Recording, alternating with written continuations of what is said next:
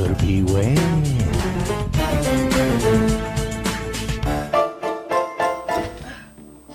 Welcome to Viewer Beware.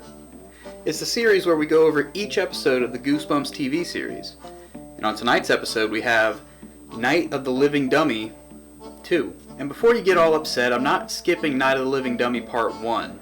It's just when the creators of the show were adapting the books, they decided to skip Part 1 and go straight to Part 2. And there's one big reason for that, and his name is Slappy. Now you may have noticed that Slappy is sort of the unofficial mascot of the series. He's usually the antagonist of the games and the movie.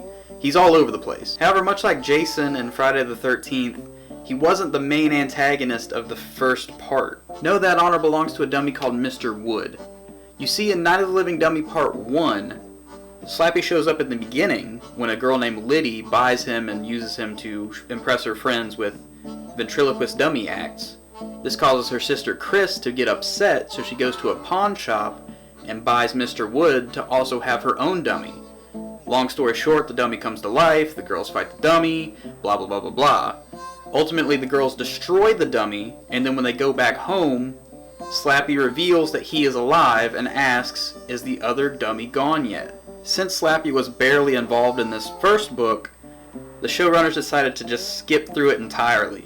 Why they kept the Part 2 or the 2 in the name, just to confuse people, I don't know. Maybe they thought more people read the books than were watching the show. I don't know. While watching this episode, some of the more keen-eyed viewers might see that Slappy looks a little different here than he did in the movie or on book covers. And the reason for that is kinda superficial. You see, the puppet master for the show, Ron Stefanzuk, was given creative control over the creature designs, so he said he would draft up multiple creatures, show them to the higher-ups, and one would get picked. They went with the wavy red hair Slappy, I guess because Conan O'Brien was in style at the time. But enough of that jibber-jabber. This episode is about a dummy that comes to life specifically to insult a family and gaslight a 10-year-old girl. We have guitar bashing, head cracking, graffiti painting, and some light voyeurism, so let's get into the episode. Cheers. We open with a family celebrating a family night, which I guess is like a show and tell, but for your immediate family.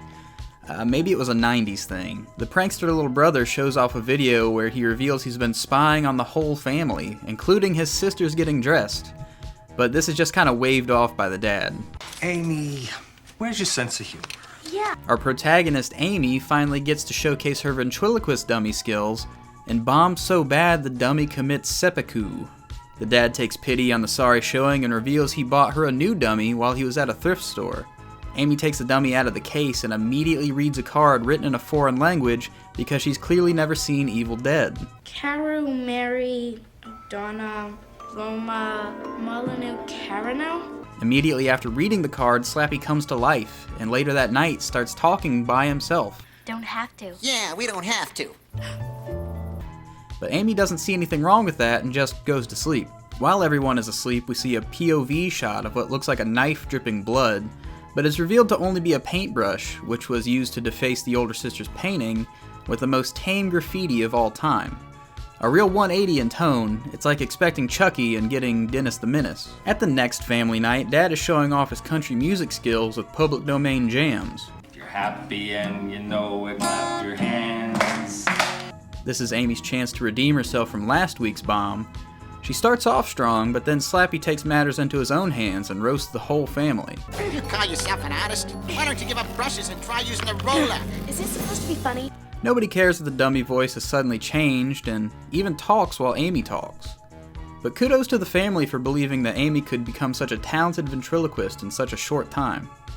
After the show, Amy gets sent up to her room where she angrily questions Slappy and his intentions, ultimately locking him in the crate for the night. Later on, Amy and her friend are drawing up posters for a school dance and talking about boys, you know, girl stuff, while her friend's younger sister snoops around and finds Slappy. Amy snatches the puppet out of the girl's hands and he continues with his roasts. Oh, you can forget about Shane. He thinks you got a face like a can of worms. Amy! Slappy then grabs the young girl's finger and won't let go, which isn't really a thing ventriloquist dummies are known for. They don't really have articulation in the hands, much less enough to maneuver them hands-free. This doesn't stop everyone from blaming Amy for it anyway. People really believe she is a master puppeteer, and truly that's kind of a beautiful thing. Later that day, Amy's family give her an intervention about her puppet addiction. Her mom humors her about the puppet being real, but instead of offering to get rid of the puppet, she instead offers her psychiatric help. Later that night, Slappy roams free yet again. This time he finds Mom and Dad sleeping on the couch in front of the TV static. They must have had a rough night, I don't know, I'm not one to judge. Slappy grabs Dad's guitar and I guess tries to bonk him on the head with it. But Amy goes full linebacker on the toy and saves the parents from receiving the Jeff Jarrett special. But she does smash the guitar in the process. Obviously, this doesn't look good for Amy, leading the parents to finally confiscate the doll from her, something they probably should have done a lot earlier on. The next morning, the parents sit Amy down and try and offer her legitimate help, which is actually very sweet of them. In light of the circumstances, they may be the most understanding parents in the series. Anyway, Amy steals Slappy back before she leaves for school and dumps him down the Pennywise drain. Problem solved. However, that night, Amy's sister is mopping the floor where there are muddy footprints of what I would only assume are baby shoes. However, she thinks they're the younger brothers. After marching back to her room, Amy is confronted by Slappy, saying they are forever linked because she read the magic words, and she will be his slave. Because slavery is in fact not cool, Amy tackles the dummy, leading her sister to walk in and finally see the puppet walk on its own. The sisters take off running and lock themselves in a bathroom while Slappy has free reign to attack the little brother. Realizing the mistake they just made, the girls exit the room and fight off the evil puppet with a mop and a flashlight. However, the sisters appear to have some kind of night blindness as Slappy repeatedly appears in front of them and slips away without them knowing. Slappy then trips Amy and stands on a table to make his villain monologue. Apparently this trip fractured both of Amy's legs because she's seen reaching for her mop but can't seem to move anything but her hand. Then it's the little brother's turn to play linebacker as he shoulder checks Slappy off the table, smashing his skull in the fireplace, releasing a strange green gas which I can only assume is his soul.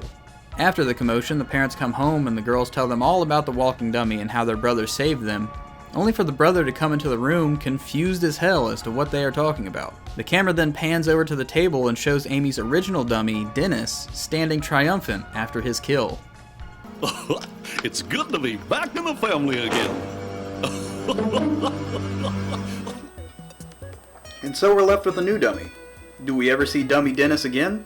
No, not once ever, unless you count his cameo appearance on The Sweet Life of Zack and Cody. But we most definitely see more Slappy down the line.